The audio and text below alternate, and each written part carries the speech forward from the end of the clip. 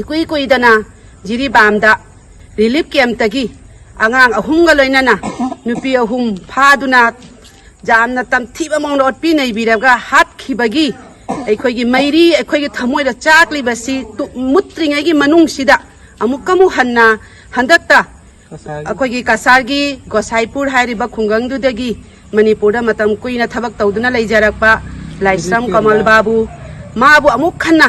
फाबिख्रगा मफम Marang खंगदना ngasi फावबदा Larry माना फाखिबा मफम असिसु अखोइना army camp तगिनी हाइना ताजै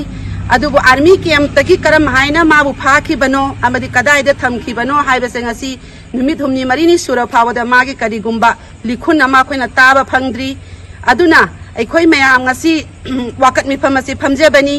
assume हाइना Mitcham प्रजा अखोइगी थबक Surga चाजरिबा मपान थोक्तबा ngamdaduna अखोइना मपान थोकना थबक सुना नोमना चाजरिबा अखोइ पुनमक्से हौजी अखोइ मपान थोकपा किसिले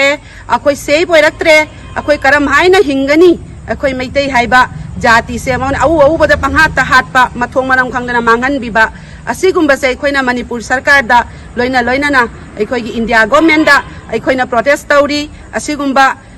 आइन जादबा चटनबी पथाप अखोइगी क्राइम मयाम से जांगना लेफन बिउ अदुगा मांगख्रिबा हौजिकी कमल बाबू हाइरिबा मियोय असे जामना जांगना लंगला लंजिन पुथोकपिरगा मासामक हिंगना पुथोकपिरगा इमुंग मनुंगदा जामना जांगना सिनाबिउ अदुगा लोइना लोइनाना अखोइना मुकमु हन्ना थमजनिंगबदी जामना साथिना मिहाथिना हाटख्रबा अखोइगी नुपी अहुम अमदि आंगांग अहुम दुगी मिहाटपा कुकी टेररिस्ट सिंग अदुसु जामना जांगना पुथोकपिरगा मखोइबु थवाई लौबा जाबा अदुगुमा पनिशमेंट दो पिबिउ हाइदुना अखोइना मणिपुर गवर्नमेंट अमदि इंडिया गवर्नमेंट दा अखोइना थमजरी अखोइना प्रोटेस्ट तौरी हौजी गवर्नमेंट लैना लैना अखोइ मिचम प्रजागी करिगुम्बा सेफ लैत्रबनिना गवर्नमेंट लैतबगा चप मानरे गवर्नमेंट लैबा हाइबसे मीनिंगलेस ओइरे हौजी ह्यूमन राइट्स लैत्रे लॉ लैत्रे करीमता लैत्रे आइन हाइबा पोतो करीमता लैत्रे अखोइगी कइनोसिदा मणिपुर सिदा असि पुनमक्से जामना जांगना